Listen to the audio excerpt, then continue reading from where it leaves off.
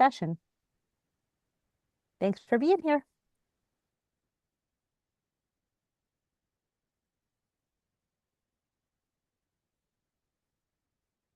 Hey.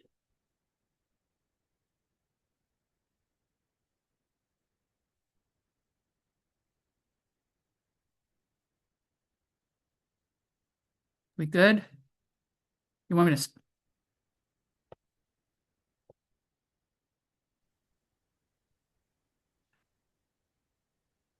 Oh, yeah, Oh, okay.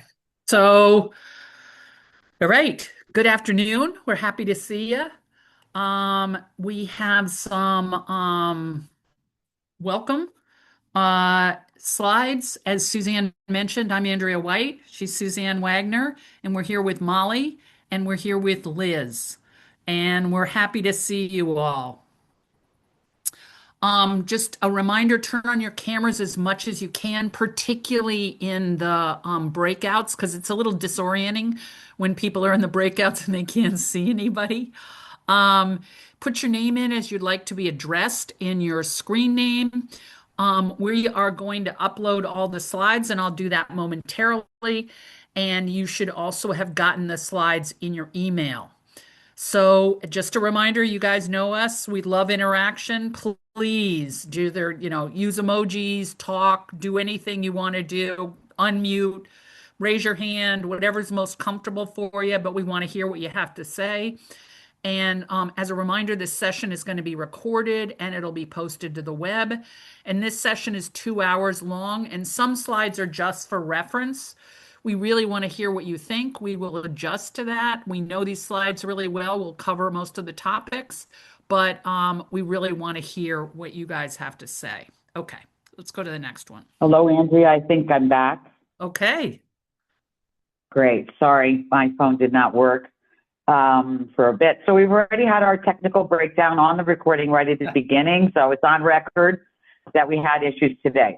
But just because we do have issues, if you don't have a microphone on your laptop, we do have a lot of polls today, but we also have one breakout, I think, today. And if you want to participate, you can do it by phone, which is actually what I'm doing right now. I'm joining by phone using these very same numbers as you all. It's a lot of folks to do introductions, so if you wouldn't mind putting in the chat, part of, as Molly said earlier, the goal of this session is to be relevant to you, but also to help you connect with each other and make new contacts and share. So it's good to know who's in the room. Just put your agency, what your job is or your role, where in the state you are. I know some of you may be statewide, but we have different regions. And then just a little level setter, think about something else. I need this thought right now. A movie or a show that you recently watched that was you enjoyed or made you feel something or was a good break, just to clear the deck. I know it's the holiday week. A lot of people are out. A lot of people are anxious about getting out. So just to get you in a place of maybe having a smile. Hopefully, don't think about a horror movie or something like that, but maybe that was the best movie you just watched.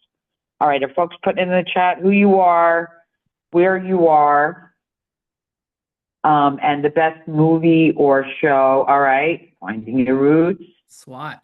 Oh, SWAT. Very good one. That's a good one. Okay, Middlesex. House, great. One battle after another. And the slides came in the middle of all that. So as promised, I think earlier, the slides are in the chat. They're also in your email, and they will be posted with the recording to the web afterwards if you want to get them later. The Beauty. Okay. American Gangster. Creatures. Got a diversity here. Take a minute, think about it, even if you don't put it in the chat. Give yourself a little moment thinking about something besides what you do every single day. Like Below Zero, great. We have folks from everywhere, it looks like. Walking Dead. All creatures, great and small. Okay. Great. Well, that made me take a break. I've loved a lot of things I've watched lately, so it's good to think about them. Okay, so we just like to also get a sense while the rest of you are adding your information to the chat so everybody can kind of have a scan about who's here, is do a couple of polls on how long you've been in your work, in your current job, and then how long you've been working in street outreach more broadly. Some of you have been around for quite a while doing this work, but maybe not in the current position that you have. So here we go. Popping up on your screen should be 2 polls, I think. Yep. How long have you been in your current position? Less than a month, 1 to 3, 6 to 12, 1 to 3 years, 4 to 7 years, more than 7 years, and then how much experience you have in the field of doing street outreach work with people who are living unsheltered. And less than a year, 1 to 3, 3 to 5, more than 5, and longer than I can remember. Great. Oh, we have 40 people here today. That's great. Welcome, welcome, everyone. We're really glad you could make time for this and to do this. I'm sure Andrea said that on the intro slide, but part of what I normally say at the beginning is how much we appreciate being with you. I was really doing that to fill time while waiting for the poll to be answered. Okay, we have about 26 people answered the poll. I'm going to end the poll and share the results. So we have, okay, so it's a different spread from last time. We have a lot of folks in the 1 to 3 year bracket. Last time we had kind of both ends of the pendulum, newer folks and then a lot of more senior folks. Okay, so it's a little more evenly spread out. And then in terms of, okay, experience, we're actually all spread out equally, almost in quarters, less than a year, 1 to 3, 3 to 5, and more than 5. Okay, well, we always aim to, hit all levels of folks, new, and we also hope that those of you who are experienced will share in the breakouts and in other spots your knowledge with each other, because I think that's, this is really an art, not a science. And we've said that before in previous sessions. This work is yes, we can give you guidance, we can give you practice, policies and procedures, practices, but it's really working with humans, and it's more than that. So, okay. So the other thing is, we know you're really busy, and it's been a week since we met. And just to kind of connect to what we talked about last time a little bit and recap it, I know it's a lot of time. The recordings are there if you want to listen to them, and I find that helpful. I miss things when I listen the first time because I get distracted.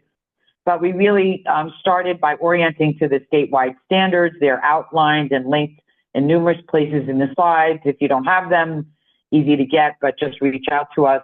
We talked about what is outreach about and how it's housing focused, really focused on working in partnership with clients to access housing and then be stable in that housing and really create a good transition plan. We talked about trauma and client-centeredness, and that's the core of the relationship work that you're doing. And then we talked more specifically about techniques around case management. What does that look like? So we have a sample assessment form, we have a sample service plan. We talked about how we take the work of engaging with folks and then move towards goals with them, right? And find out what's important, and hopefully housing is a means to achieve that goal, and connecting the goal of whatever their personal goal is to getting some housing stability. And we talked about a sample plan, and again, another link for you, a tool that is a sample, completed sample of an assessment and a service plan developed for someone. And then we also talked about accessing resources like benefits, like entitlements, and connecting people up to community resources, because that's really what's going to make it stick in the community. Some people are going to go to PSH, but even there, they're going to need community resources. So helping people learn how to manage their resources, how to own their resources, how to access what they need. We talked about that, and that's something we'll be talking about in all the trainings that we do. So just another quick poll to get a sense of who's been in the sessions and what you know about the standards. So this is, I know it's after lunch, it's like exercise for your pointer fingers. Is that what we're doing? All right, or whatever, I don't know. I hardly ever on the other side of a poll, so I don't really know what it looks like. So did you attend any of the 2 sessions that we just, Andrea and I just have been doing the last couple of weeks, March 10th, March 17th, we had a little break. Yes, no, not sure. You may not be sure. I know you're doing a lot of stuff. You might have listened to the recordings, which is great to know.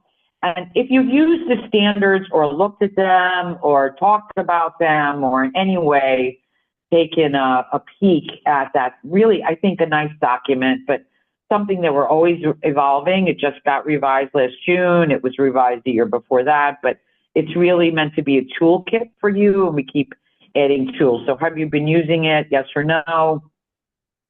Okay, we're going to give it a couple more seconds. It's not even a minute. Some of you may need to think about that a little bit. Okay. Great. Great. We have a lot of polls today, so chance to let us know where you're at. And as Andrea said, and I know we welcome interaction, so please also chat or raise your hand if you want to talk about anything as we go through the session. So a lot of you, okay, great. I've been in the previous session, so we're having a conversation. And then have you used the standards? Look here, since this, yes, okay, great. 70% of you, that is amazing. If you're not sure, you'll look at them after today's session. That's what we hope. But they are meant to be a tool for you. They should have answers. They should have resources. And we are always looking to expand the support that we provide. And that's really Housing Innovation's role in this process, is really supporting you guys with whatever resources you need. So I'm just finishing up. So that's where we landed, right? Last time, just to kind of, a lot of you were here. We ended with talking about resources. The next thing we're going to talk about was really actually accessing housing. And so that leads into the agenda for today, and really talking about both temporary and permanent accommodations, you know, helping people come inside. I know it's been cold blue the whole winter practically, but it's not anymore. But, you know, helping people come inside, even if it's temporary or permanent. And then helping with the transition. What's the expectations, and how is the program designed for you to provide support post-housing?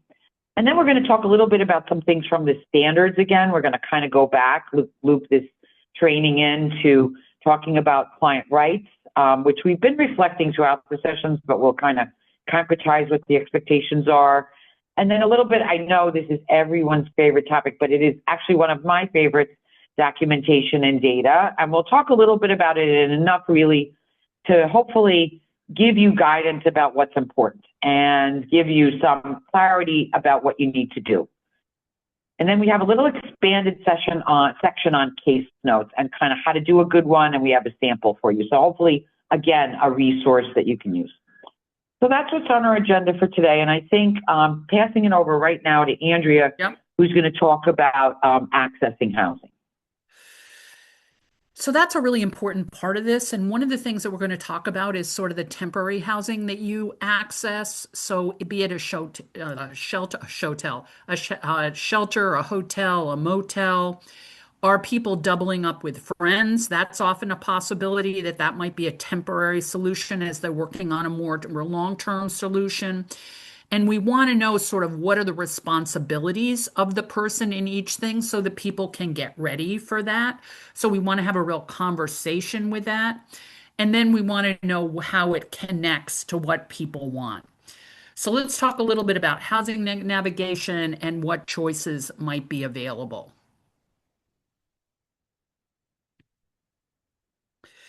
So some of the choices that are available is rapid rehousing, and that is a temporary but longer term, certainly than most shelters or even the family situations. Permanent supportive housing is always a choice.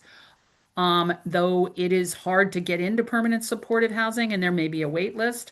There's also market rate rentals and low income tax credit buildings, which is something we're really going to look at. And just a reminder is that tax credit buildings are partially subsidized, so that's something to think about. There's also shared housing, which may be an option for a lot of the people we work with. And that there's a range of shared housing opportunities available. And then subsidized housing, such as housing authority properties. It always drives me crazy when we call it that, but that's what HUD insists on. It's really projects. It's what everybody thinks about as projects. So We want to know something about all of those options, both how people get in and what are the expectations when they're in. Remember, we talked about in the last slide, and what they're eligible for. So that's very important. Do they meet the eligibility criteria? And will they be prioritized? What's the waiting time for each one? And I know that's sort of a moving target, but preparing people that there will be a waiting time and how long it generally takes. And what are the expectations in housing of each? So, for instance, we want to talk about tenants' rights and tenants' responsibilities if they're going into either rapid rehousing or permanent supportive housing. We want to talk about things like people have to pay rent. How's that rent calculated? Those sorts of things.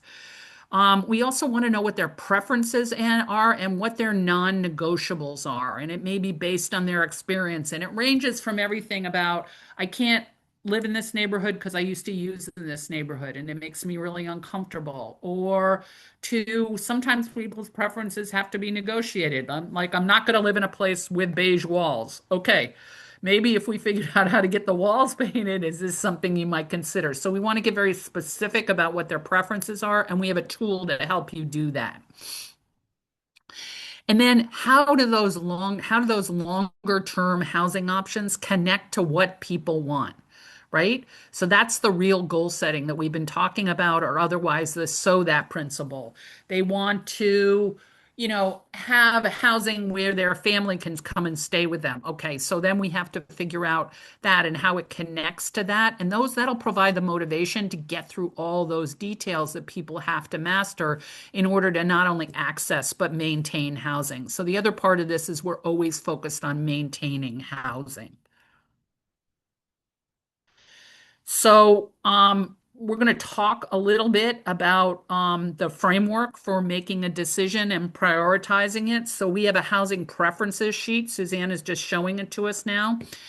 And this is designed for negotiation. It is not our expectation that you're going to nail every preference that people have, right?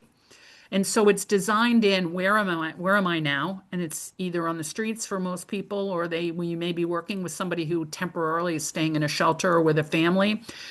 What would I love? What's my dream? What's my aspiration? And what would I accept? So it sets you up to negotiate these preferences. Is anybody going to get all their preferences? No, nobody gets all their preferences, right? But we're going to negotiate it, and we can be in a position where we can say, look, this housing opportunity offered, uh, three of the things that you really want and you feel like is non-negotiable, and two of the things that you feel like might be negotiable but are extra for you. And this other one offered two of the things that are non-negotiable, but you know what? It offered five of the things that you weren't. So we can start talking about people and help them consider how they make a decision based on their own preferences. So has anybody used this tool? No? Okay. Do you think it might be helpful? Yes. Is the negotiating hard for people? Yeah. Okay. So we found this to be very useful. People across the country have found this to be very useful. Ah, great. SJ said, I've used this tool. What did you think? I liked it. I think that it really gauges where the client is, not only in their journey, but also in their path to leading to transition from encampment to housing. Mm-hmm. And I also think it really generates creative and traditional ideas about how we can, stimulate housing for people and like what they really need in that moment, without assuming what they might need or where they might be going in their housing journey. And I That's also think great. it gives us like ideas about like money and monetary backing Yeah, for their housing journey and stuff like that. So I think it was really, really helpful. Obviously, most of these things won't be answered completely, but I think sure. having just a gauge and having an idea of where they are is kind of the best thing for the experience in the process. Great. It opens up the conversation. Yeah. So it says, I, George says that Project Hope also has a similar sheet we use, and is it helpful? Is it Uh, designed to negotiate with people? yes, yeah, it allows them to kind of, put their own perspective on things, but also like expands the options. Like you said, Yep. it's on paper like this place has five of the things you want and only two things. And sometimes when they see it, It's like makes more sense to them than us just talking at them. We have like hard data, and it's a simple sheet, but it breaks things down and makes it manageable as well. I would really agree with that. And I think Great. that that's been really helpful to people. And I just want to say, it helps for me if it's in a chart. It also expands people's imagination for what they can have in their lives. Yes, that's beautiful. It does. Great. So it's something to think about if this is useful, and there is a link to it on the previous page. I mean, this is a thing that Suzanne pulled up from the thing, but on the previous slide, we showed you it as a link to it. There we go. There's the link, right? You can hear me. Can you hear me now? I just want to make Yes. sure I'm working. Yeah, Yeah. great. Thank you. Yeah, so that's right here. If hopefully the links work. If not, again, reach out to us. We'll get you any documents you want. Okay. That goes for everything in here. Yeah. There's also a couple of webinars of understanding people's housing options, and it's the process to negotiate those housing options. And there is a recording of that training, so that's open to you, and it goes through the engagement, the preference sheet, and negotiating a plan with people. And different, I think, types of housing models and, funding sources that we didn't get into that deeply in this session. I think it has that in there as well. Okay. So when people start the transition to housing, it's an opportunity for a new start, right? And it's an opportunity to change, but change is hard for people. So oftentimes it represents both loss and gain, right? Yes, they're gaining housing, but it's not always a totally positive experience. They may be losing their friendships. They may be losing their routine. There are other things that they're losing, and we need to really acknowledge that and work with that to help them replace them. It's a different situation, and it can really increase people's symptoms. I hear all the time from people who've moved in housing, it's so quiet there, right? And that's really hard for people because maybe the voices get louder, maybe they're lonely, maybe they're drinking more. It can increase those sorts of symptoms because people are trying to adjust to this new reality. It can also trigger feelings that happened the last time they were in housing and feelings of failure, right? And that's generally for everybody because if people are homeless now, they must have lost some housing, and it can trigger those feelings. And it's important to remember that, especially the initial, but every subsequent loss of housing or loss of a place to be in the community is a traumatic event. So it's going to trigger some of those things for people. It's also scary because we don't know exactly what to do. There's a lot of uncertainty there.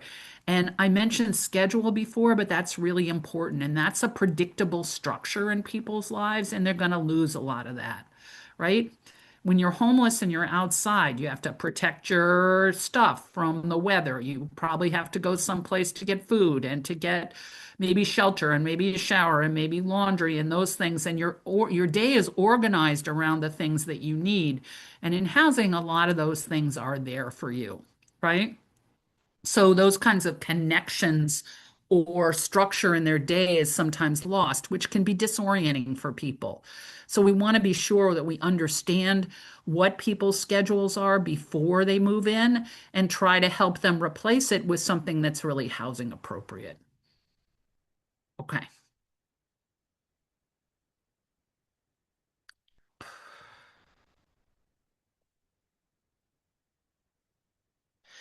So we've got some cases for you here. I'm going to read them out. And you want to think about what do you think the challenges are? And these are very simple cases, so we've really narrowed them down. So you can feel free to add things, but from your own cases. But what are the challenges that each person might be facing as they adjust? And how would you address this situation? So see if these sound familiar to you. So Oscar's been outside or in shelters for years, which is common. People often go back and forth. He has a good setup for camping. He has people he connects with, his favorite soup kitchen, and he has you. He feels like he's getting too old for this life, though, and everything hurts. He's agreed to housing and has just moved in, and he's miserable. He's lonely. He doesn't know how anything works in his house. His neighbors don't want to talk. Everybody nags him. He's not having any fun. He's thinking about going back outside. Is that sounding familiar to you guys? Yeah, okay. All right, and then we have June. June moved into housing last month, promptly stopped taking her medication.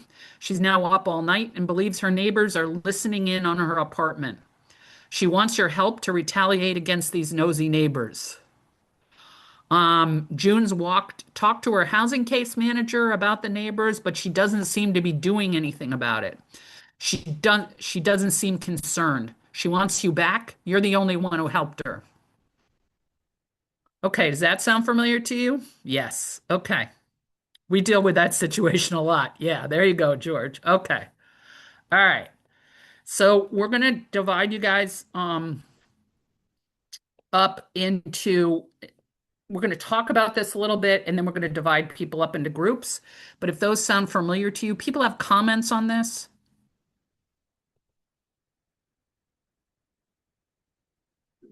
Okay. So we're going to divide So people up. Oh, yep. I think that we want you, because we're probably going to give you, oh, we have a question, so I'll take that in 1 second. But we're going to give you about 10 minutes. So start with Oscar first.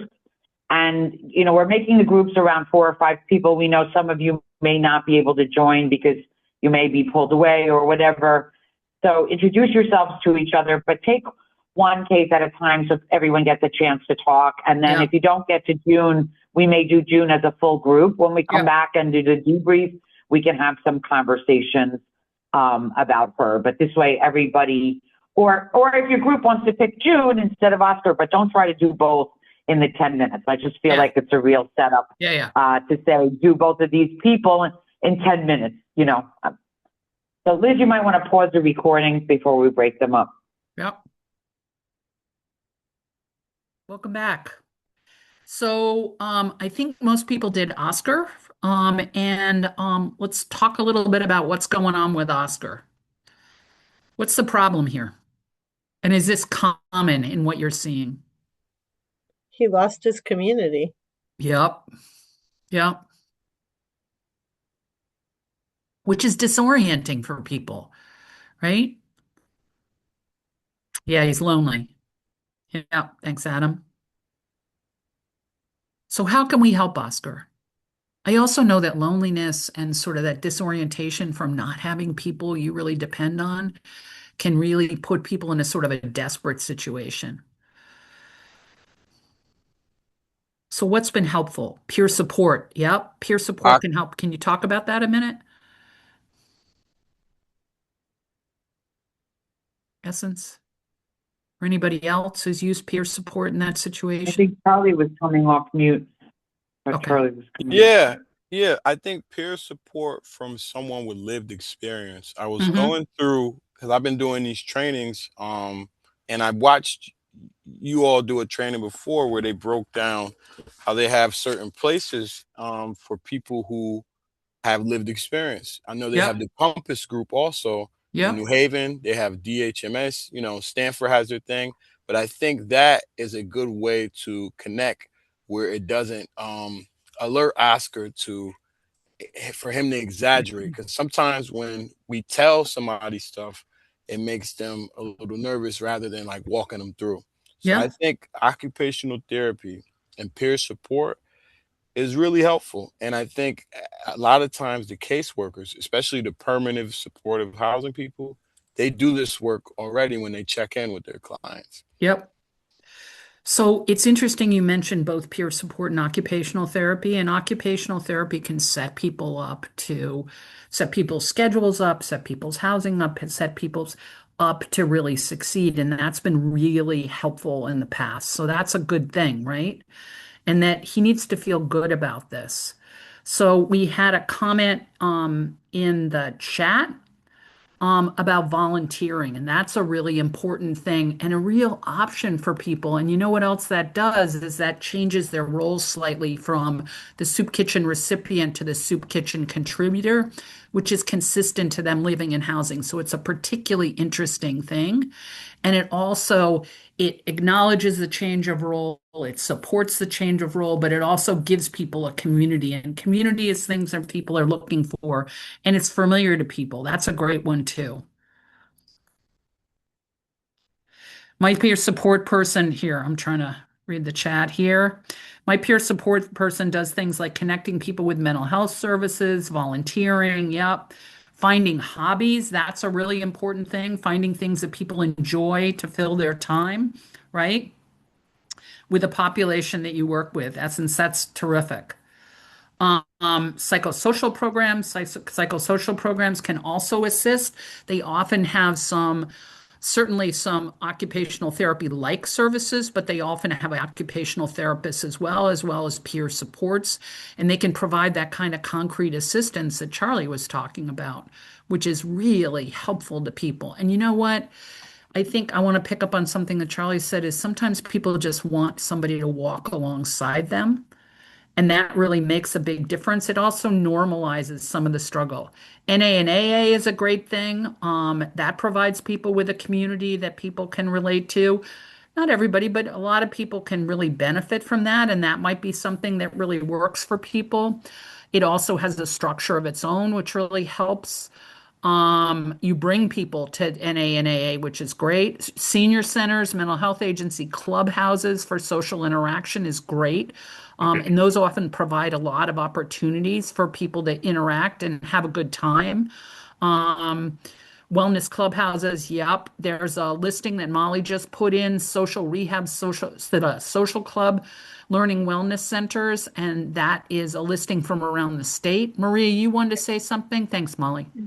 Yes, I wanted to say that, we have the Hero program here at BH Care, so we have incorporated our peer engagement specialists. And I just wanted to talk about like what recovery looks like for some people. I know, a Yeah, lot of people push for AA and A, um, but sometimes that doesn't right. work for some individuals, so with our peer engagement specialists, we're thinking of, you know, it's important to have someone, have a purpose, like Yep. recovery can look different ways.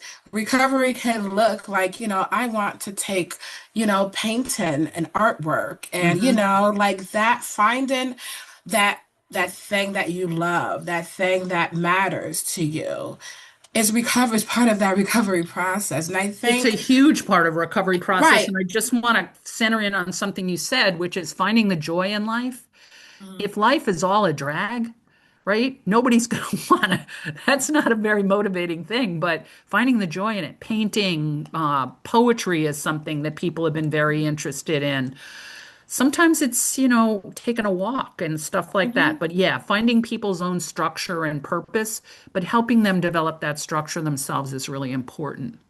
Absolutely. So I'm really happy that we're starting to incorporate peer support and peer engagement Yep. specialists with that lived experience, with or without. I just think with case management, there's so much that we have to do as a case manager, that having that extra support, that other person that can do those things, that can take that time to really really work on finding that goal, finding that, what matters in life with, that particular client is important, So I'm really happy that we're kind of seeing that and we're incorporating it more. Me too. It's great to see, right? And people Yeah, really respond to that. absolutely. Anybody else on Oscar? Anybody want to talk about June a little bit? She wants you to go to that housing with a baseball bat, y'all.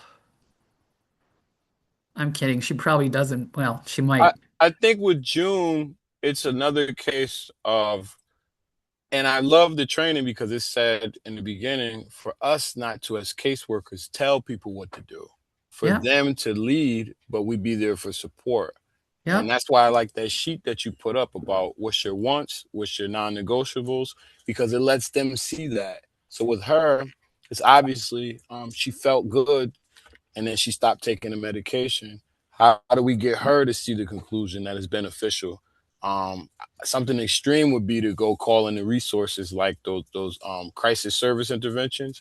But a good caseworker, I think, would be able to walk her down and say, "Hey, look, let's go check in with your provider. Let's go, let's hear it from them." I agree, but what about her being, what's she feeling right now? I mean, obviously we're not going to say, okay, you and me, we're going to beat up your neighbor, right? But we might say, I mean, is she scared? She might be, right? So Yeah. that Well, just it says because, that she stopped taking her meds promptly, so she didn't taper off of them. So that's a huge effect as to yep. why she's reacting the way she is with the whole, thinking that her neighbors are listening in on her and etc. So it could be psychosis. How open do you think she'll be about talking about meds right away?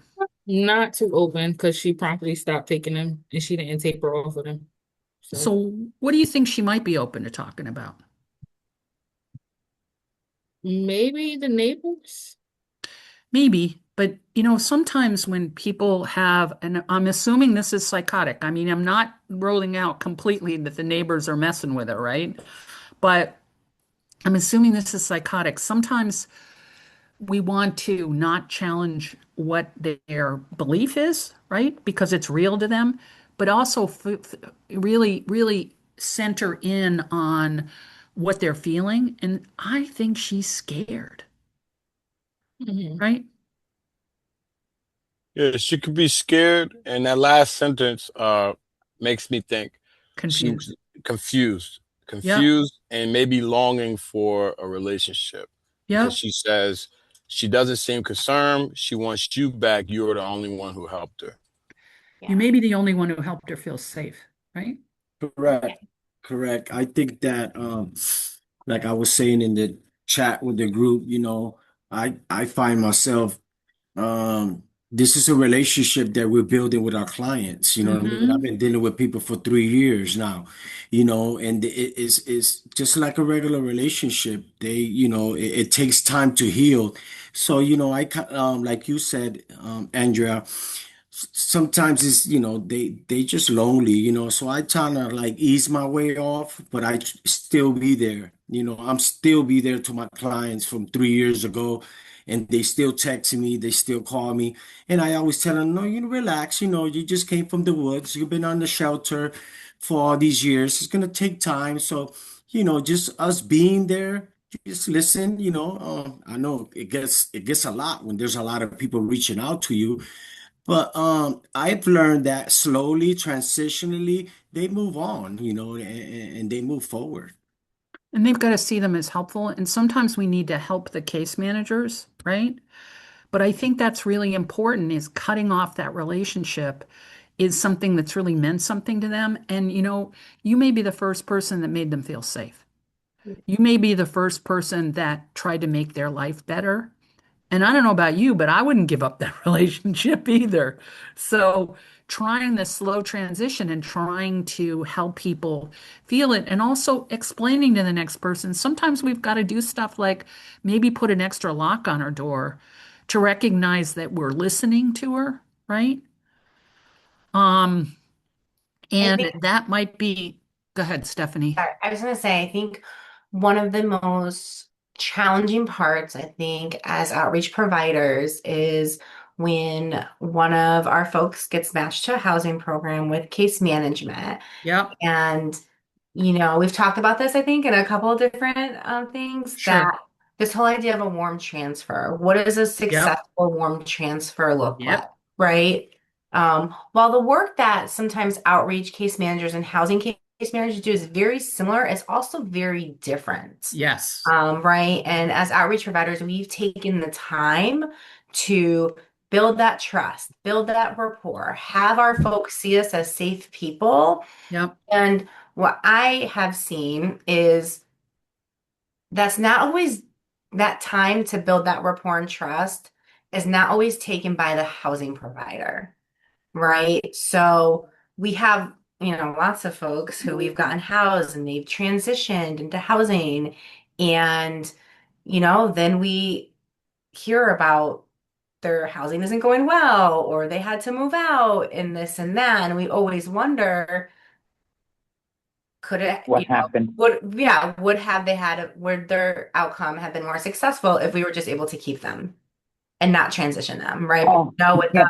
but we know with like the constraints of the funding, we can't keep people. I can relate to that, but Yeah. Right? Yeah, also But maybe a you slower must have written the transition. training though, Stephanie, because the next section goes into actually the Yes. importance of that warm handoff. And Yep. also, I think one of the beauties of the Connecticut model that doesn't exist in a lot of other places is that you have to cut that relationship off at move-in, and that you guys can stay involved with support and for 3 months while the person is there in their new housing to do a better transition than others do. It's really a nice part of the program.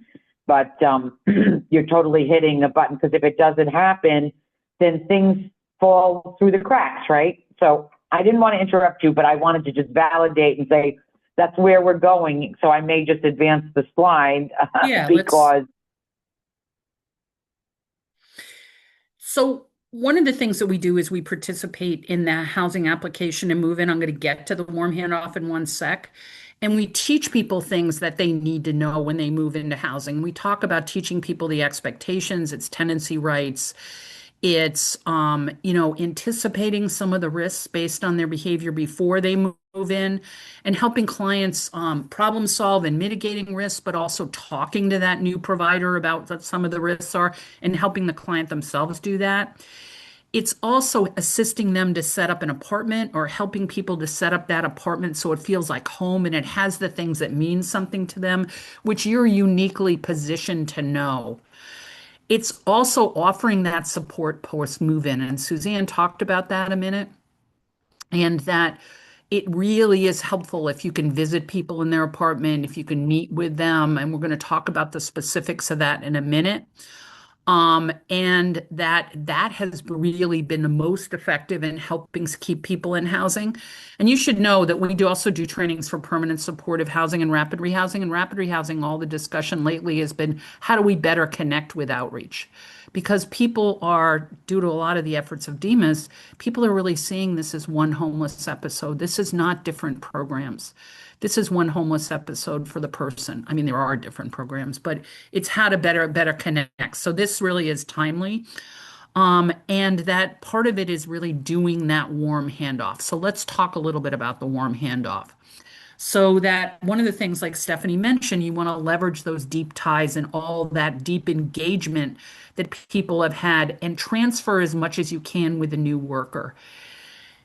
You want to go with the people to appointments with new service providers as much as possible. So warm handoffs also occur once people are in housing or when we're working with resources. We also want to be clear about what we can do and what the housing case manager can do. And one of the things is that should be negotiated. I should mention warm handoffs are with the client themselves, so that we're going to talk about that.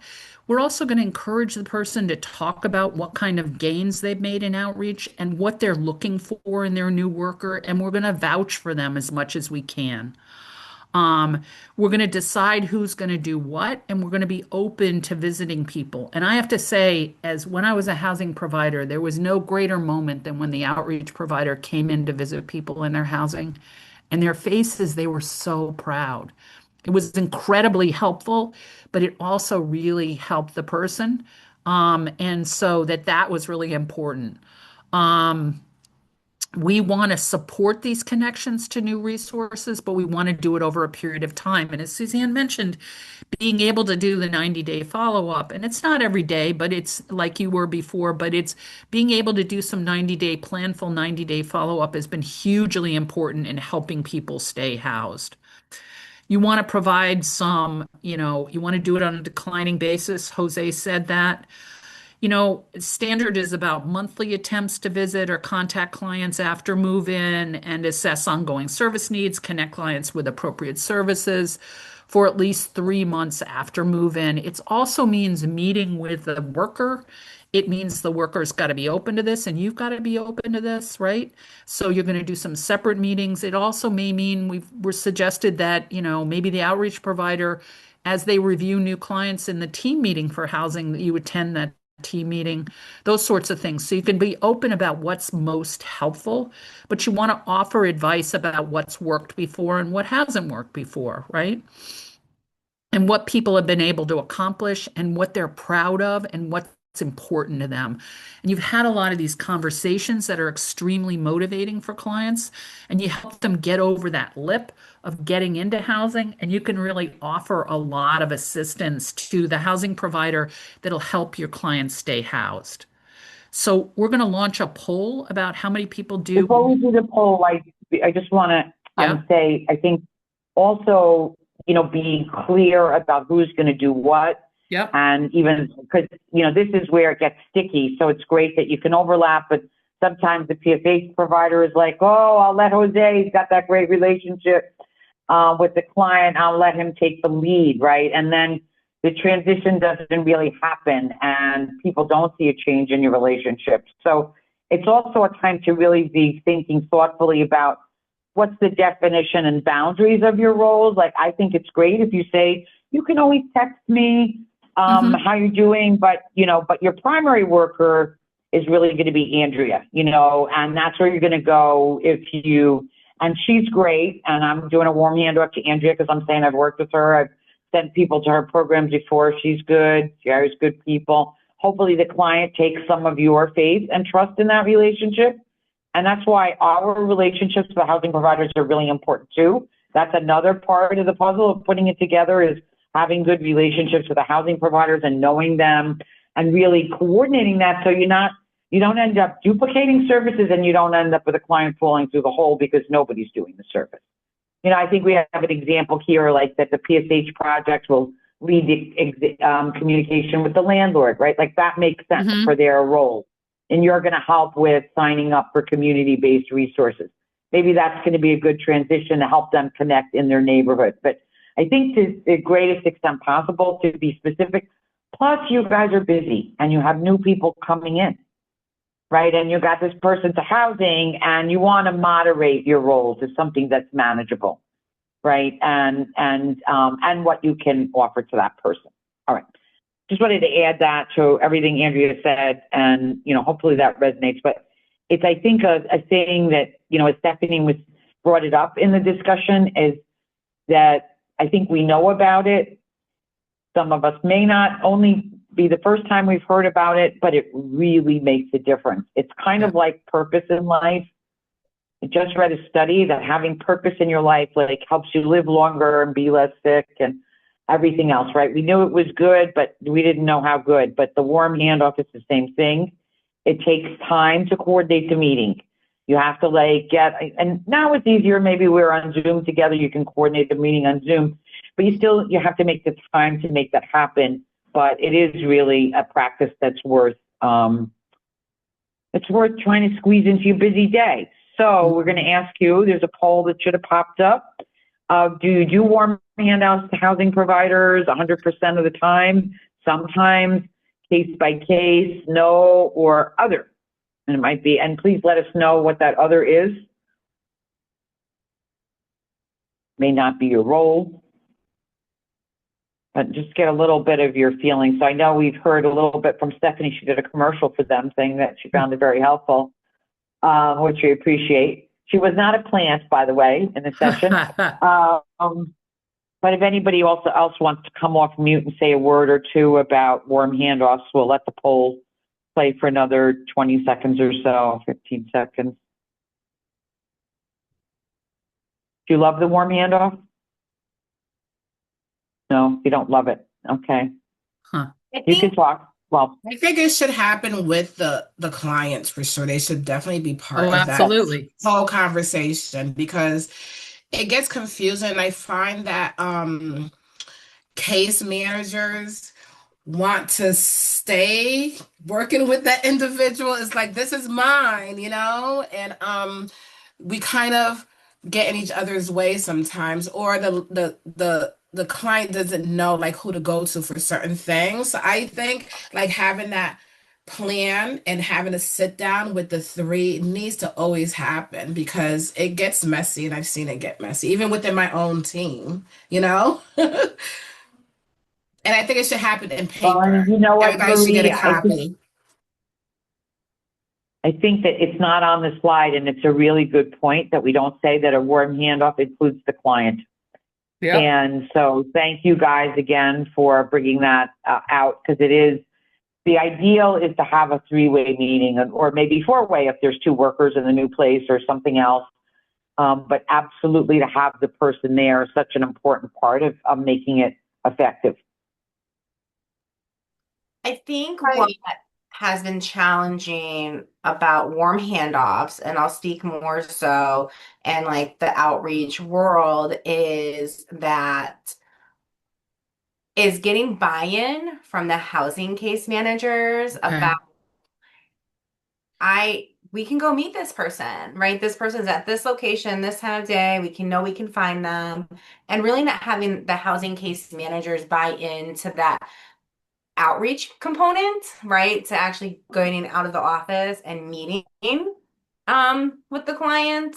I think that, right, I think can be sometimes challenging. I know my team, we've run into that where sometimes it's been hard to get the housing case managers to go out into the field with us to do that warm handoff, because we know we're going to be more successful in engaging with our folks where they're at. And not always coming right to the traditional office. I also think one thing that we've experienced that has been challenging is because the housing case managers haven't always been willing to go out into the field, the team then takes on additional paperwork to help with that housing process. And I think that, right, definitely creates tension, but I think it definitely also creates confusion for the client. Who's really helping me here? So again, it just goes into that buy-in and stuff. And like working with folks who are unhoused, it's different than working with somebody who is already housed or who maybe in a year-round shelter, right? Where we can see that person, every day at 8 o'clock in the shelter. But for our unhoused folks, they're super transient and their days are never going to be the same. So I think that's the housing case managers, they're not having enough buy-in into what being unhoused may look like and how we have to pivot our traditional workday to better meet those needs. Stephanie, what do you think would help with that? What do I think would help with that? Yeah. Oh gosh. All right. I honestly think it has to come from the housing supervisors, their expectations of, great, we're working with I see a lot of folks who are currently unhoused, got matched our housing program. Great. Oh, look at, they're connected to Stephanie from Hands on Hartford. Schedule time with Stephanie to go out into the field. I don't know if that's always the message that is given, but like I know for my team, we talk about different ways of engagement and we'll be like, yeah, go out into the field. Where can we find them? Let's go look for them, spend like an hour or so looking for them. So maybe clear expectations. I think there's always in every community that actually has street outreach, like Connecticut, this kind of push and pull between outreach and housing providers, and really being extremely different work, right? And that the bridge building, like you want them to come outside, meet people where they're at. It's such it's a source of a lot of conflict. And but I just wanted to raise up because Adam mentioned that they have an H2H program, which actually is kind of this model where you do the work and stay with the person as long as they are in the H2H program, which is really the ideal that you don't have a handoff. So I also want to say, while Stephanie's talking about this, that we all know it's not great to have that be a handoff, that it would be better to have one worker who managed the transition. Critical time intervention shows the evidence for that. But in most cases, it's a separate handoff. And so we're making the best of what we already know is not an ideal situation. But I wonder if Adam wants to come off mute and say something about helping people through the process in H2H, because it's not an old program yet in the system, but maybe not. Yeah, sure. I don't want to put you on the spot. Okay, great. No, that's all right. Yeah, it's because I also have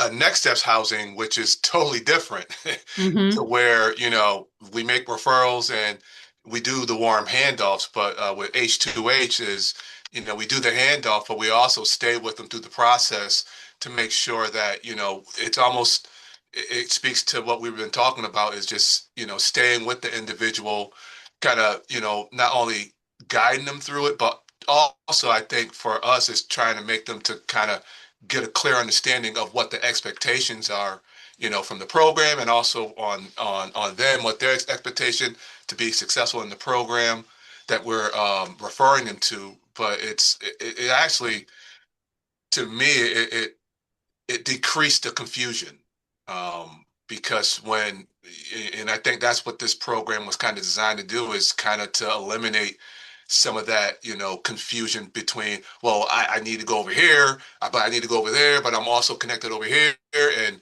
I need someone to kind of navigate that with, to help me kind of navigate that through all of that confusion. Because mind you, when once we get someone that's, literally in the elements, and then we get them in our program, and that's very confusing. That's confusing to me, and so I could just imagine how confusing that is to an individual that's coming out of that type of condition. So it's a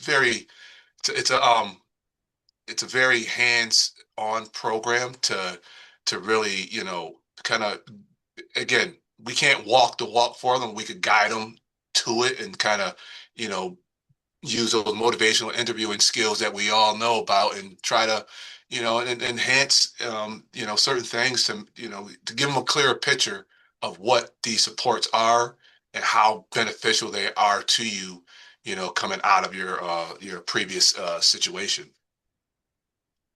Well, and I think that as much as coordination is amazing, and we talk about it all the time, we know that the handoff is, again, not the ideal. The ideal would be to really walk through the transition pre and post if you could, and sounds like it's really working because you're not having those transaction costs. But I think to really reinforce, and then we probably need to move on, Stephanie's point, that that it is such a critical point, and it's maybe a relationship building or a partnership building issue with PSH versus outreach. And I know each of you comes in a different can, and different cans have different dynamics, but I think that relationship gets better if you work on it. And maybe that's something to identify for the support ongoing, is maybe some kind of forums with PSH and outreach together to share things. We're open, and as Molly said, if you need things or want to suggest things, and that might help. But I know it's helped in other places for people, but please feel free to make suggestions.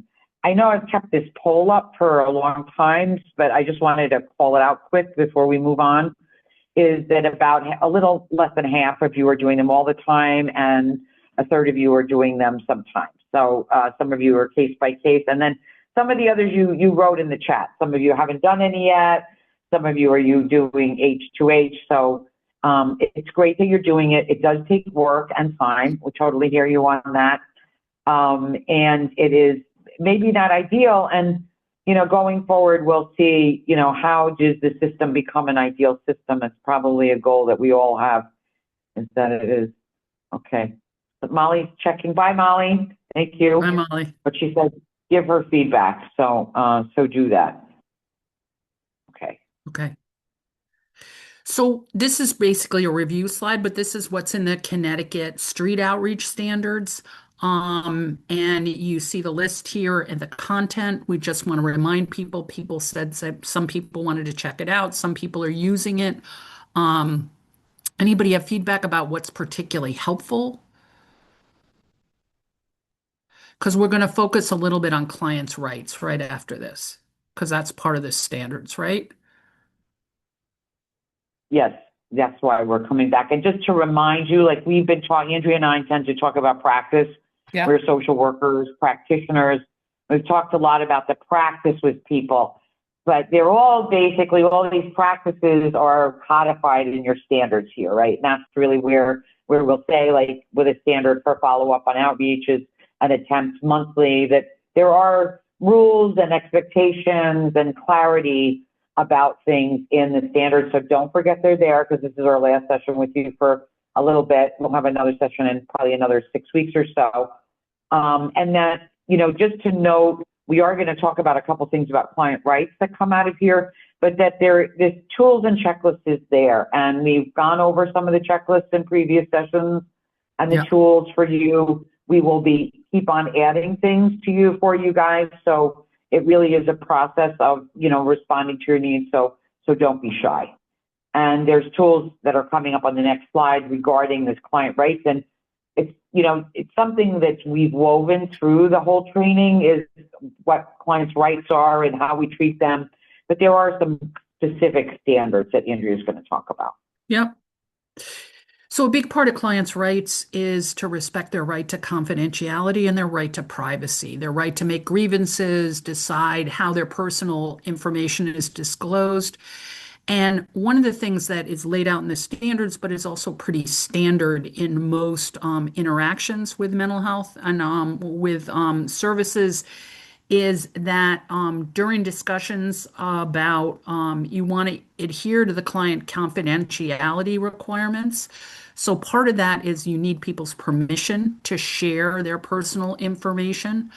You may also set it up that if you work as a team, that some of the thing will be shared as a team, but you should create that expectation right away. Give clients a chance to object to that.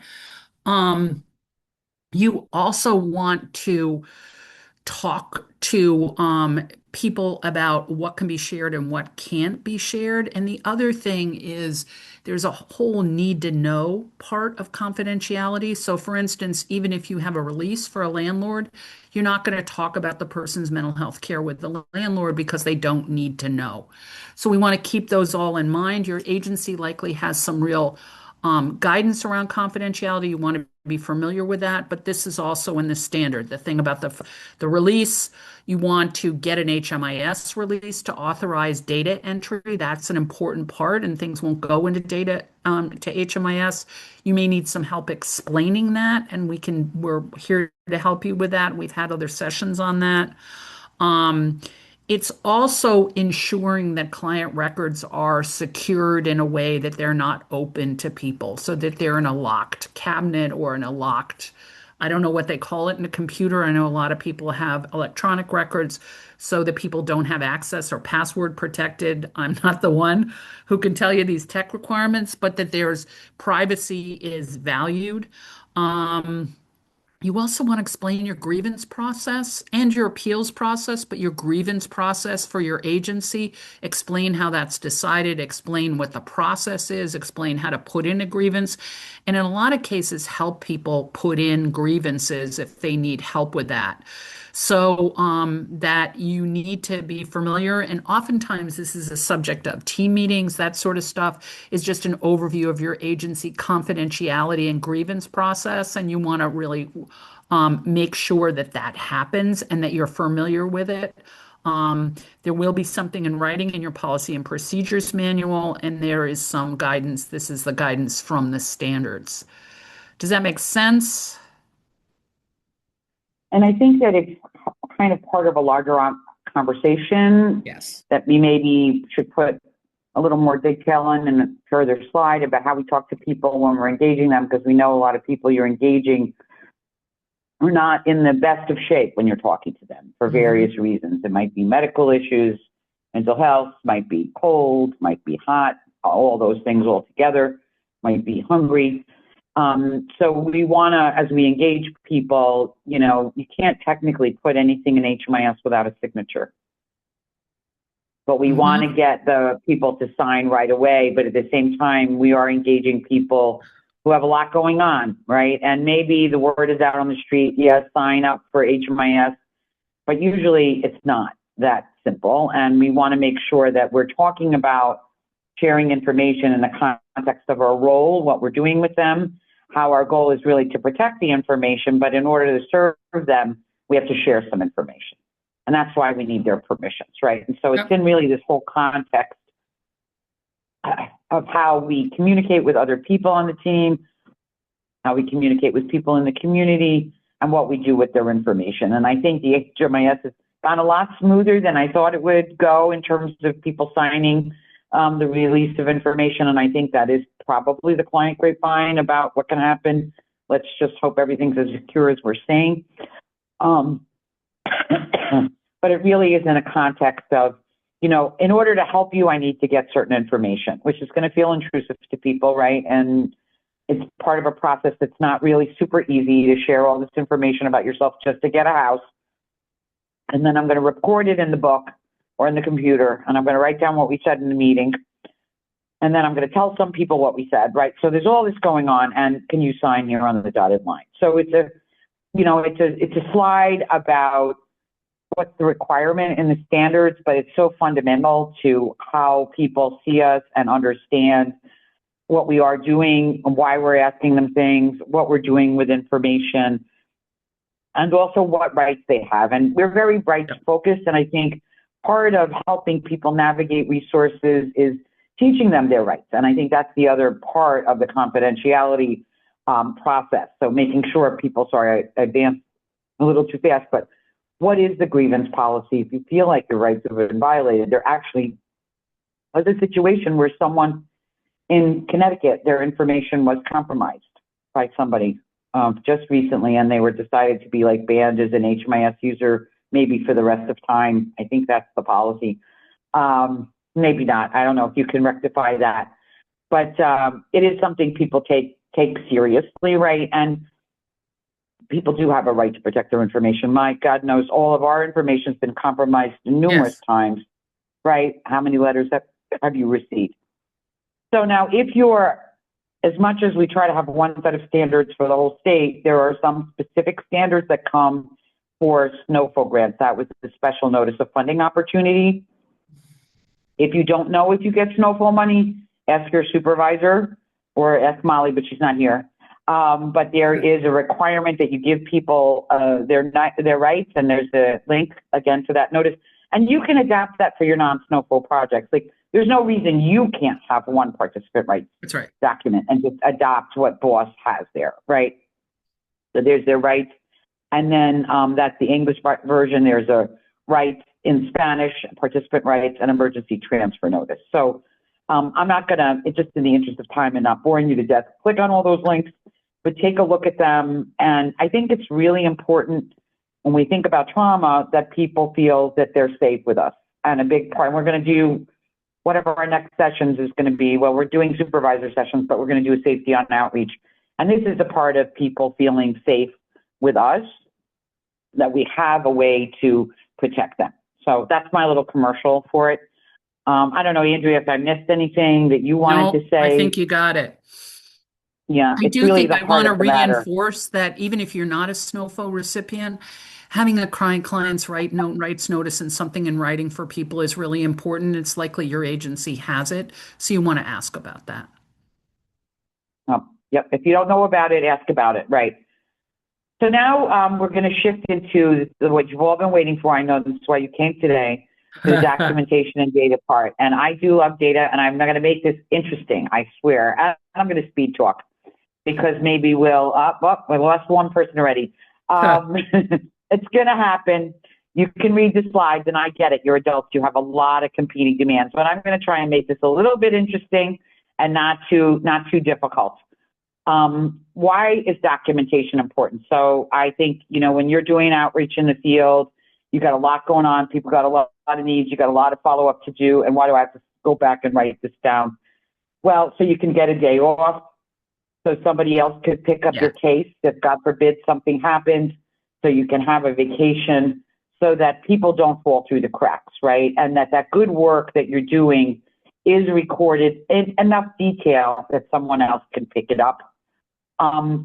It's also, you know, we talked about documentation using the service plan. It's an agreement for work with people. They sign it, right? So it's really putting in place an agreement when people move into where they're enrolled in your program and you're really working towards a housing goal and you're starting that process to really put that on paper. A lot of our folks, and head injury is 10 times more likely, just read a study, to occur to homeless people, right?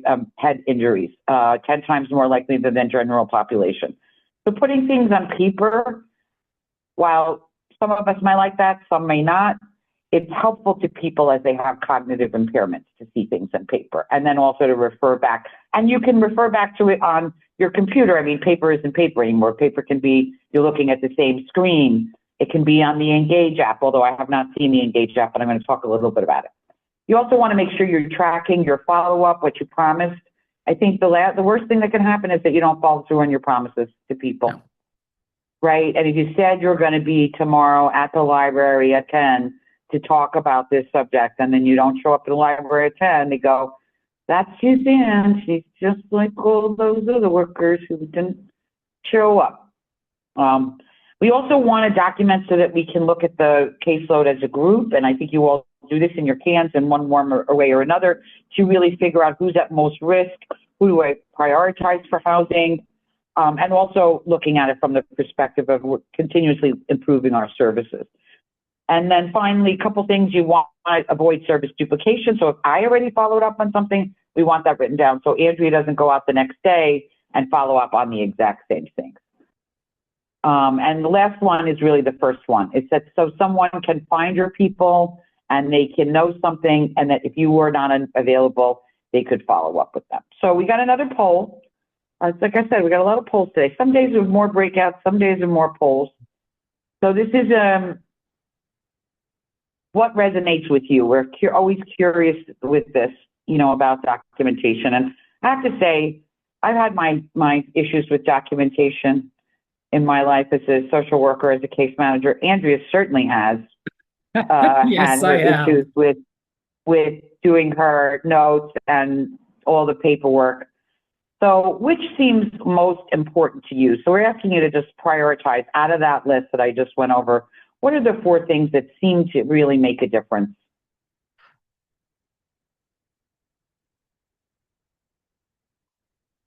Okay. We should have a none of these things resonates with me. I'm sorry. We'll do that for the next one. Because I would love to hear if someone else has another compelling argument that we didn't put up there. We'd love to hear of it.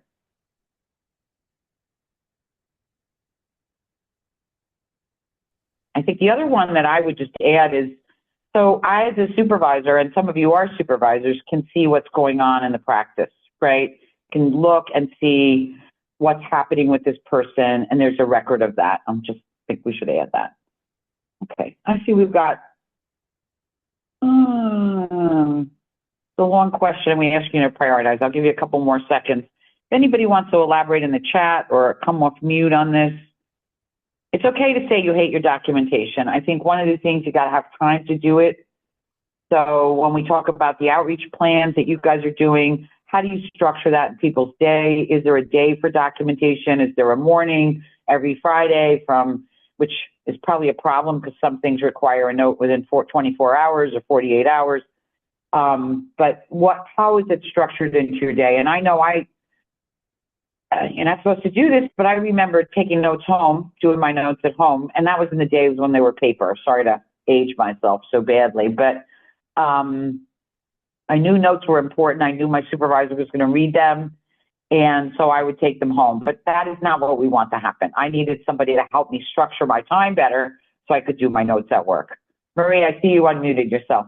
Do you want to say something? Yeah, so we've just implemented a new thing with BH Care and our housing department. The requirements is we start in our day in the office, where at the end of the day, from 3 to 4:30, everyone is doing documentation because the next day it needs to be in within 24 hours. Everyone's on the same page. When I have to do my reports, I'm not chasing my staff or anybody else to get their notes done. And I know what's happening. Anybody can go into our records and know what's happening because in the event, for instance, I had a staff that was sick for a week, family emergency. I need to know, or the next person who's handling the case need to be able to read through and can pick up where the previous case manager left off. So it's very, very important that documentation is done and within the 24 or 48 hours because we don't know what's going to happen to us, and it's going to allow, our clients to fall through the cracks. Yeah, I agree. I think that's a great idea. And I think, you know, we should have a none of these things resonates with me. I'm sorry. We'll do that for the next one. You know, and it's going to allow, our clients to fall through the cracks.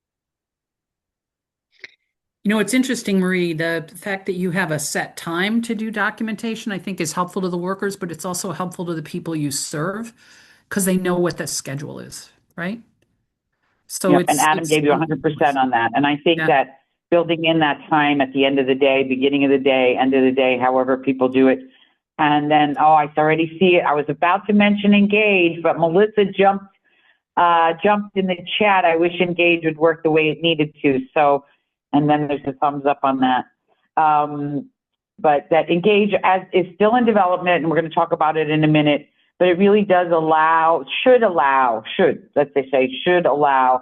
for real-time notes in the field so that you can put the notes in right after you leave the person. Melissa, do you want to say a word about that? Or maybe it was your program that was having the particular issues, and I think that might have been the case. Is that right? It doesn't, so when I enter the notes in Engage, it doesn't upload into HMIS. So saying that I wrote the note, it uploads into HMIS that WorkCore wrote the note.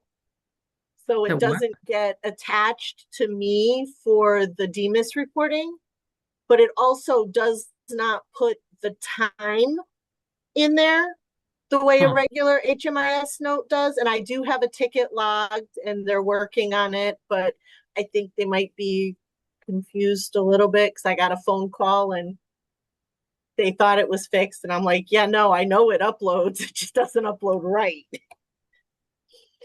And so okay, well, thank you for advocating the time. Yep.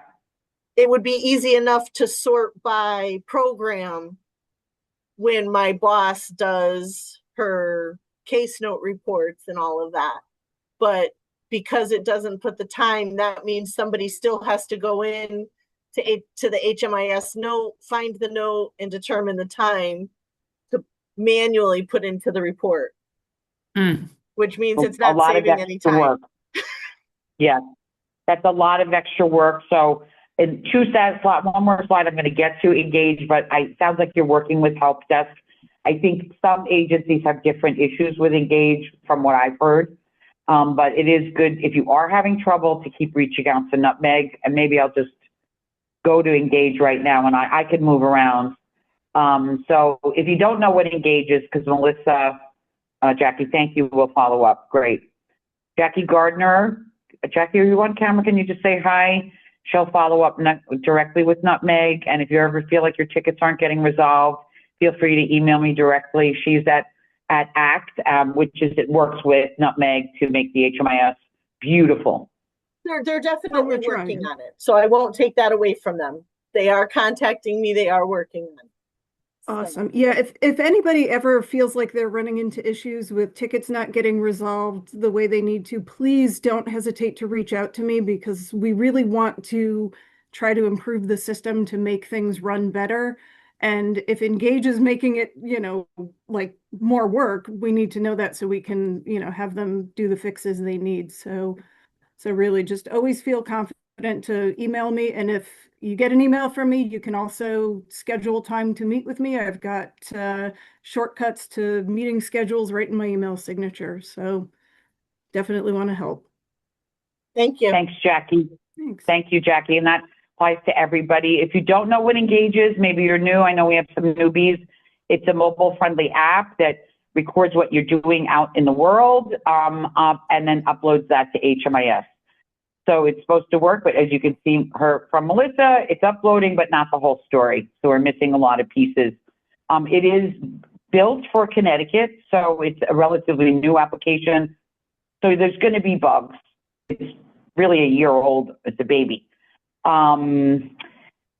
So it does have talk to text functionality, which some people really like. I think more people are getting used to that. Got to always check if it actually captured what you said, though. Yes.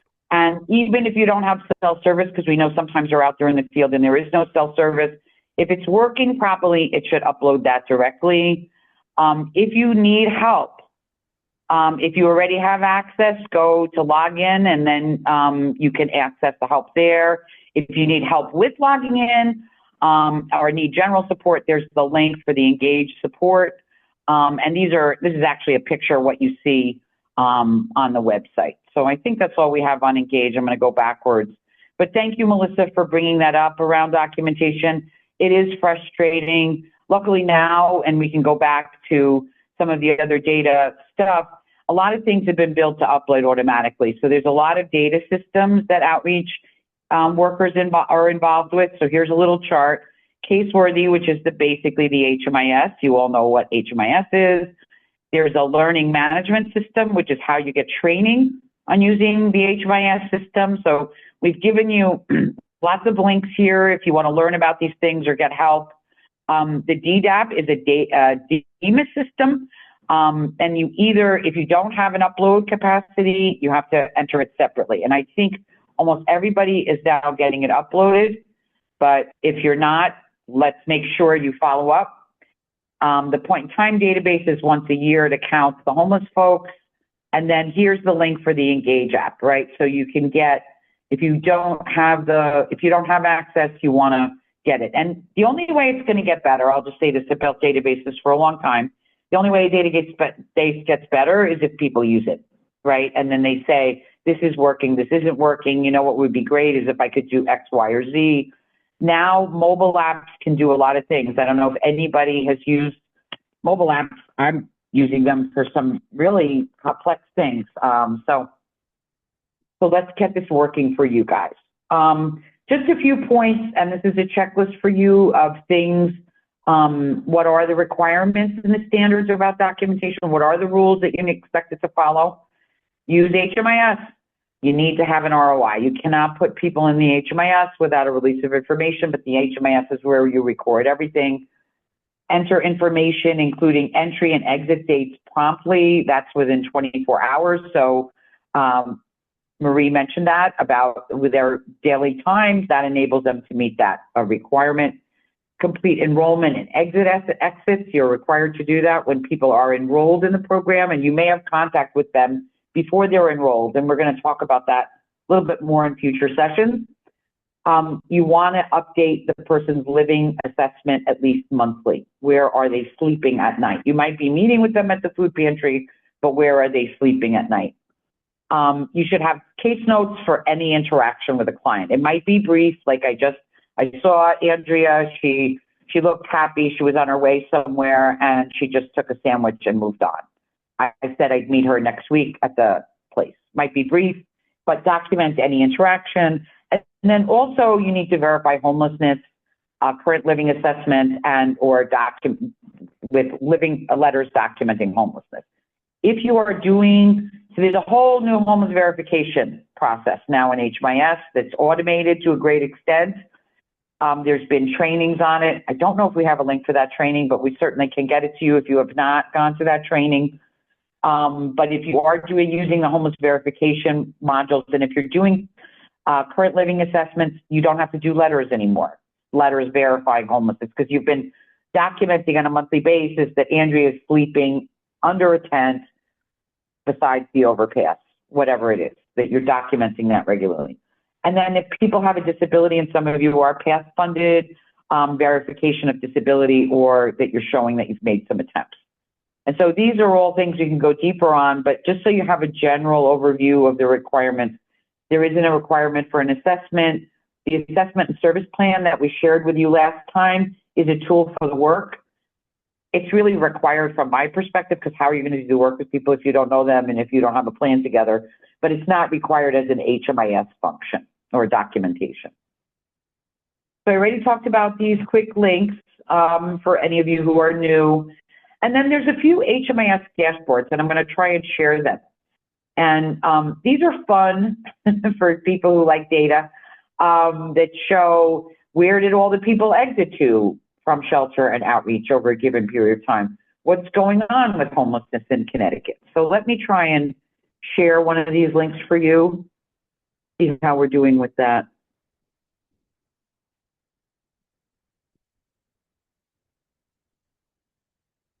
All right. Are you seeing the chart? Yes. Great. Good sign. Okay, so this is the last 7 days chart. You can filter this. I'm not going to start messing around with what's here, but you can filter by which continuum of care it is. So Bridgeport or the Balance Estate, you can filter by CAN, by each of the different coordinated access networks. I know this might be small because it even looks small on my full screen, by the program type or even your program name.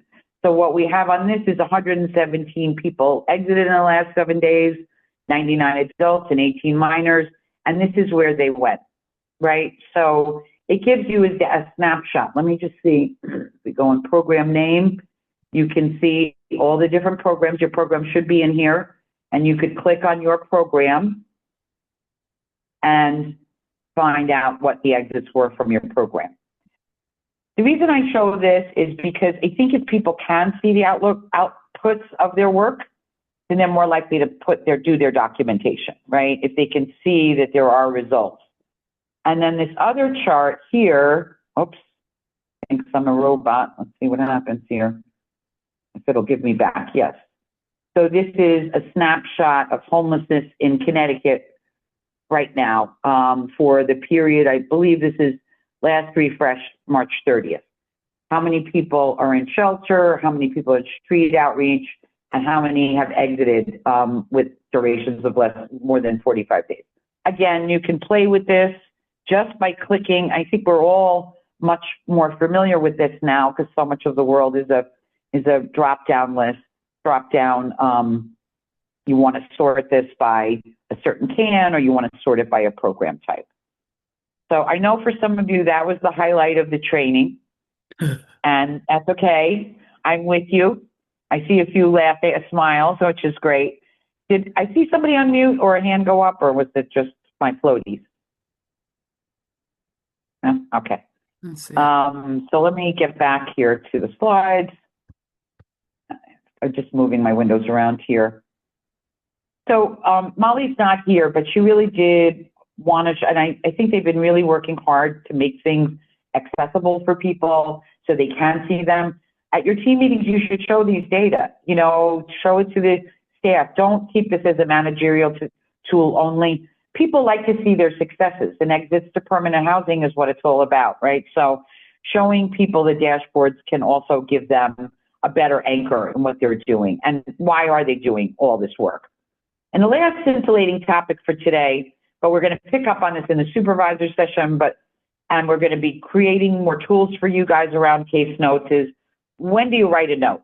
So every time you interact with a client or a related person to a client, you make a note. And it can be brief, it can be very short.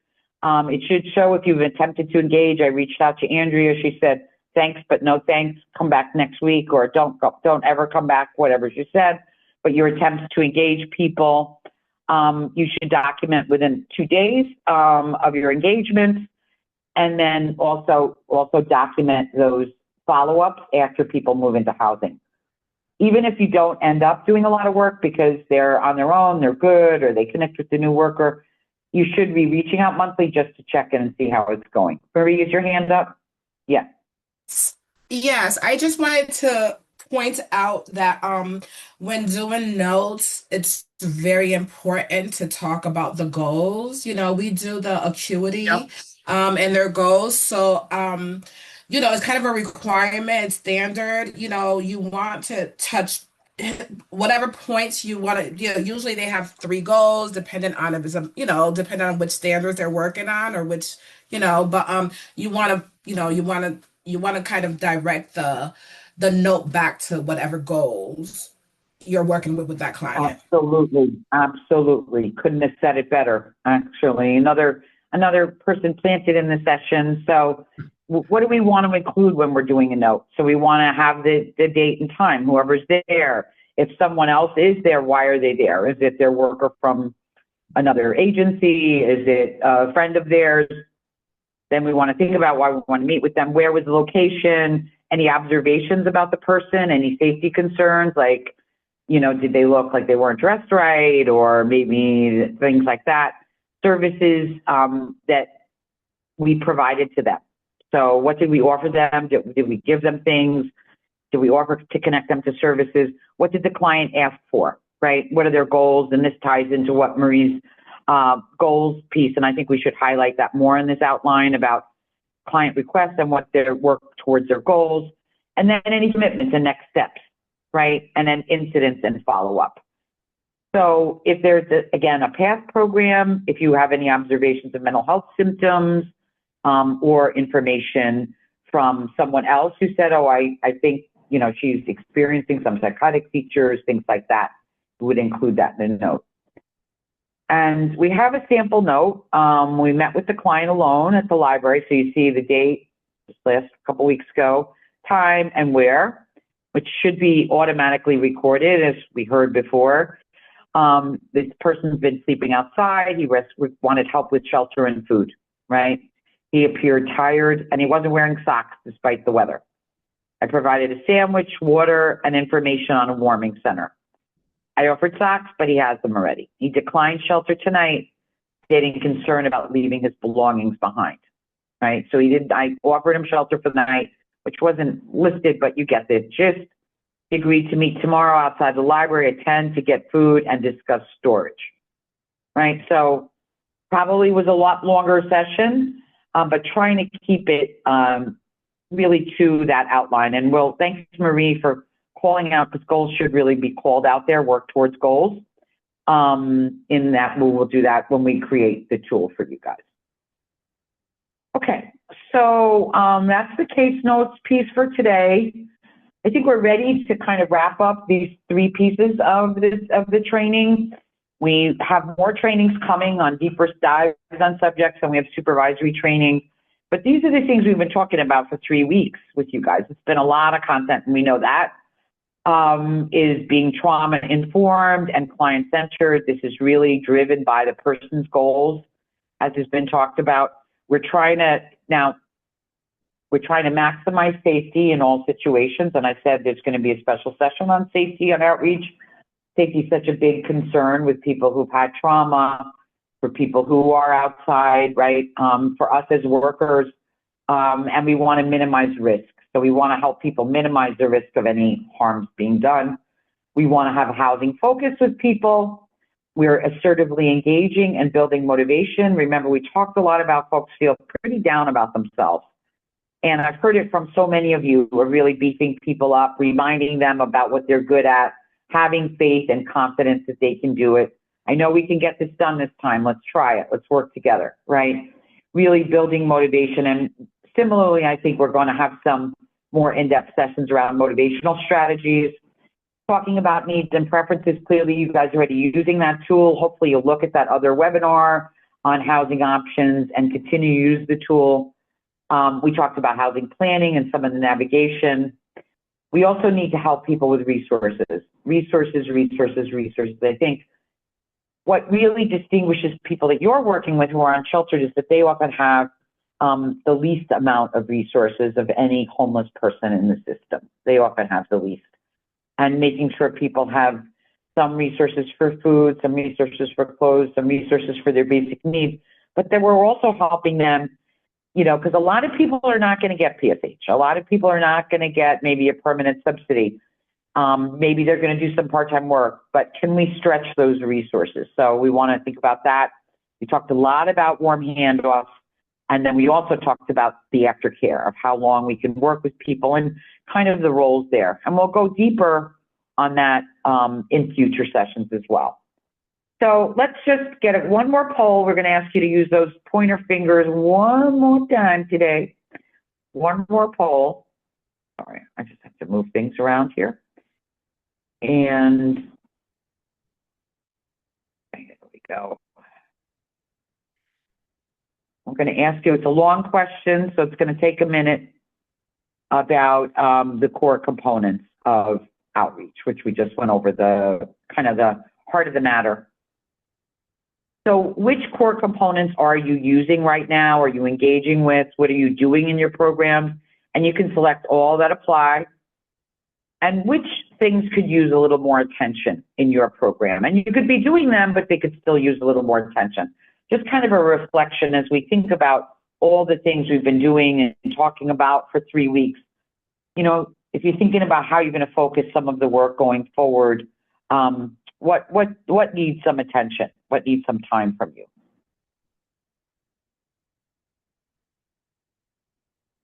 I'm going to give people time because it's a long question. The long poll. It's a long poll. Sorry. Not intentionally mean for the end of the session after we've worn you out.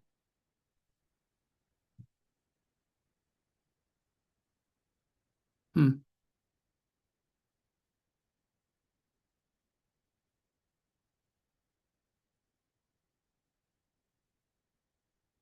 Okay. I'll give you about 15 or 20 more seconds. I see people are still reading. There's a lot to read there. And the second one is kind of what do you want to prioritize?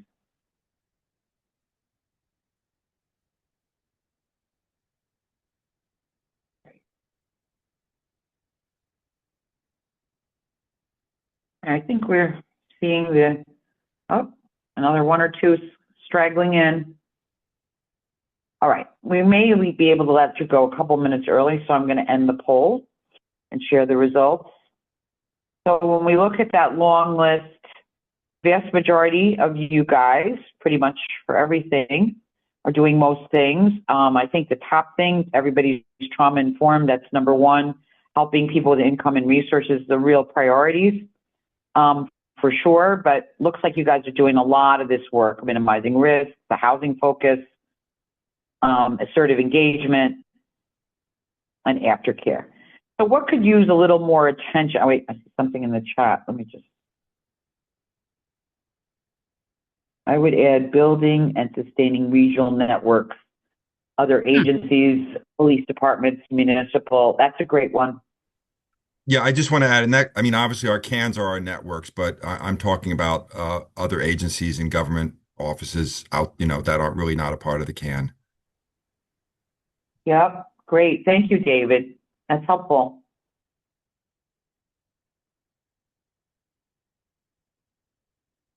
Okay, I'm just writing down because we keep adjusting these to make them more and more relevant. So in terms of what things could use a little more attention, the number one thing is aftercare, post-housing move-in. Yeah, that, a lot of people are doing a lot of work with them on the pre-side and putting together that programming for post-housing makes sense, and doing more warm handoffs. Those are the things, but pretty much folks are feeling like they're in good shape.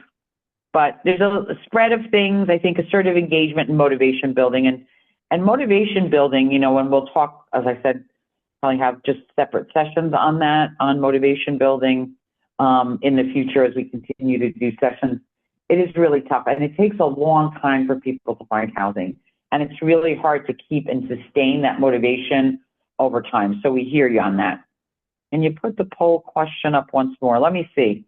Let me see if I could do that. Thank you for asking.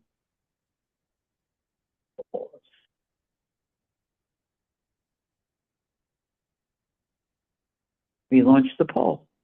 Sure. Okay.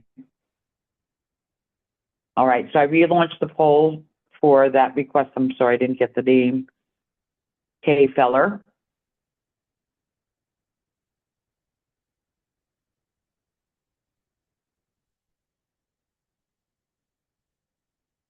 Did you want to answer it, or you just want to see the question? Oh, you're answering it. Great. It is long. Thank you. Okay, while you do that, I think I'm just going to cruise through the slides a little bit here. I don't know why this bar is here, but let's close this thing. Zoom is acting up. Okay. Oh, 5 more people are adding. Oh, is everyone doing it over? Okay. We're open. We're open. We're flexible. Just like you guys. Gotta be flexible to be an outreach worker. All right. Looks like a few more people answered it, so I'm going to end it and just share the results so people can see what we heard more about. Okay, the trauma informed definitely. Okay, in this group, a little more assertive engagement going on and a little more warm handoffs. Okay, and slightly different focus on. So, this shows the diversity in the states and the different teams, and each of the CANs is in a different place and it's different levels of integration, and teams are newer or older depending on that. So thank you for sharing that. And hopefully that's a good little thing. You can think about what you want to do after the training to follow up. We really like people to have something that they're thinking about that they might work on. Okay, now we have these little blue lines again, which I'm not going to bother to fix because we're going to wrap it up. So you guys know we have a huge amount of respect for what you do. You're critical in this process, a really key linchpin in any system. These are the most vulnerable people almost all the time. Rarely are they not. And helping them, meeting them where they're at, helping them be safe, reduce those risks, and build motivation and access housing is obviously great at. And being creative, because the system only has so many resources for people in looking at other housing solutions. And there'll be more training too on housing problem solving. But then also remember, and really this is a CTI principle about that transition to housing, the support that people get around the transition really makes a difference. So we know that from the science, that the support beforehand is really important, but the support after the transition is equally important. So doing whatever we can to put in place something that's going to really work for that person. And last thing we would want to say is that you guys are amazing, and we so appreciate you, and we really appreciate doing these trainings with you and all that you've brought and all the participation, which is great for us. Really amazing. So there's more resources. There's recordings from the first two sessions if you missed them. There's upcoming supervisors webinars, April 20th and 30th from 1:30 to 3, and then Safety on Outreach will follow on that. Communities of Practice with Andrea, you have one this Thursday. I know a lot of you like those. If you're sick of her, oh well, there she's going to be again on the Community of Practice this Thursday, and then there's the June date. I know you just had a quarterly outreach meeting. The next one is June 10th. If you don't go, that's a great forum to talk about all things outreach statewide with Molly. And then there's a link here that takes you to all of these topics. There's tons and tons of training up there. It's all recorded and the slides are there. So hopefully if you need something in between when we're live, you can access it. And then just some other resources for those of you who like to read or want to see some websites and our contact information. So I think we've reviewed this a few times. Feel free to reach out. We are not, we are really here for you. So I'm going to say thank you at 3:27. We give you a couple of minutes back on your day. If you want to turn your cameras on, those of you that are off, but those of you that are on, we very much appreciate it. We can't tell you enough how much we enjoy seeing your faces and engaging with you. So thank you so much.